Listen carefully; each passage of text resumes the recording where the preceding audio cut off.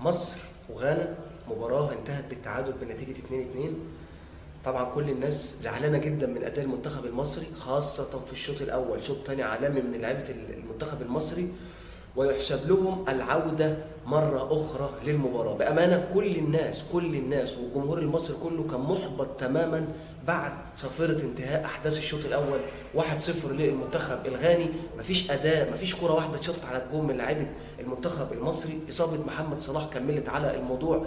نفسية للجماهير كلها اللي بتشوف المباراة، نفسية سيئة جدا، فما بالك اللاعبين في أرض الملعب. وبصراحة كان الواحد خلاص بيقول ان المنتخب مش هيرجع ومش هيأدي اساسا اسوأ من اللي لعبه في الشوط الاول. لكن فاجئنا بصراحه نزول مصطفى فتحي، اداء ولا اروع. وبعد كده شفنا تريزيجيه نزل، وشفنا يعني تحسن كبير في اداء المنتخب المصري في الشوط الثاني، وقدم مباراه كبيره جدا في الشوط الثاني. وكان قاب قوسين ان المنتخب المصري يفوز على المنتخب الغاني، المنتخب القوي، المنتخب العنيد. احداث الشوط الاول انتهت فيه مع نهايه الوقت الاصلي والوقت البدل الضائع. محمد قندوز احرز هدف، وكانت نهايه يعني كل الناس كانت مستنيه صفيره نهايه الشوط الاول. لا اداء من لاعيبه المنتخب المصري، ويعني كل اللاعبين يعني اقل من مستوياتهم بلا استثناء. ما فيش لاعب واحد في المنتخب غير عمر مرموش هو اللي يعني نوعا ما كان بيحاول في الشوط الاول. لكن شفنا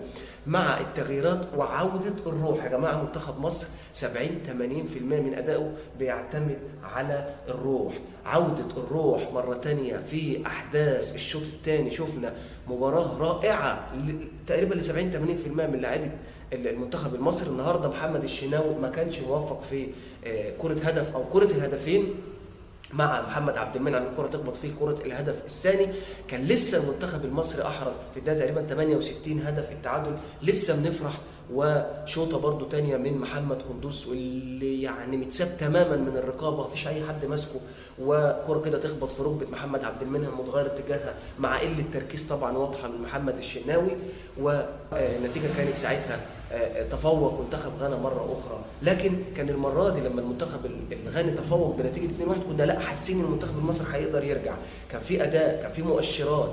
تريزيجيه نزل اداء ولا اروع. مصطفى محمد النهارده اللاعب الوحيد من وجهه نظري في المنتخب المصري اللي بيلعب كوره وبيلعب مش عايز اقول بعنف، ولكن بيلعب بقوه بدنيه عاليه. انت بتلاعب المنتخب الغاني، شفنا جميع الالتحامات لعيبه المنتخب المصري بتخسرها. الكور الثانيه جميع الكور الثانيه لعيبه المنتخب المصري بتخسرها. لكن مصطفى محمد اللاعب الوحيد اللي من بدايه المباراه بيلعب وبيخش وبيزق وبيعافر.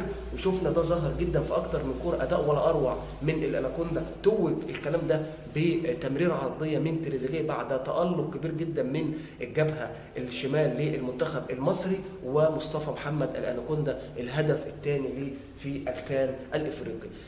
طبيعي ان المنتخب المصري نتيجه 2-2 هي نتيجه مرضيه لنا، وكنا طامعين في الشوط الثاني مع كره امام عاشور كنا ان احنا ممكن نخلص المباراه، لكن قدر الله وما شاء فعل. نتيجه هي في النهايه عادله ما بين المنتخب الغاني كان متفوق تماما الشوط الاول، والمنتخب المصري كان متفوق ومهيمن على المباراه في الشوط الثاني، وكان ممكن ان هو يخلص المباراه باكثر من هدف وفارق هدف وفارق هدفين. المباراه اللي جايه مع كاب فيردي مباراه هتبقى صعبه جدا للمنتخب المصري، لا بديل عن الفوز. الكلام صريح. اي الدخول في معادلات اخرى والتعادل هتدخل مصر في حسبه اعتقد هتبقى حسبه صعبه جدا للمنتخب المصري. نتمنى طبعا التوفيق للمنتخب، نتمنى عوده محمد صلاح وايقونه الكره المصريه ان شاء الله في المباراه القادمه. شفناه كده في نهايه المباراه واقف وبيشجع زمايله، حاجه تشرف اداء المنتخب المصري في الشوط الثاني. كل التوفيق بقى للمنتخب المصري. مش كل مباراه كده يعني هيبقى بشق الانفس، مش معقول. المباراه الاولى كانت امام منافس ضعيف ونتيجه تعادل. النهارده برضو تعادل قدام غانا، لكن الاداء اختلف تماما. وعوده الروح هي اهم المكاسب في مباراه مصر وغانا. كل التوفيق للمنتخب المصري في المباريات القادمه.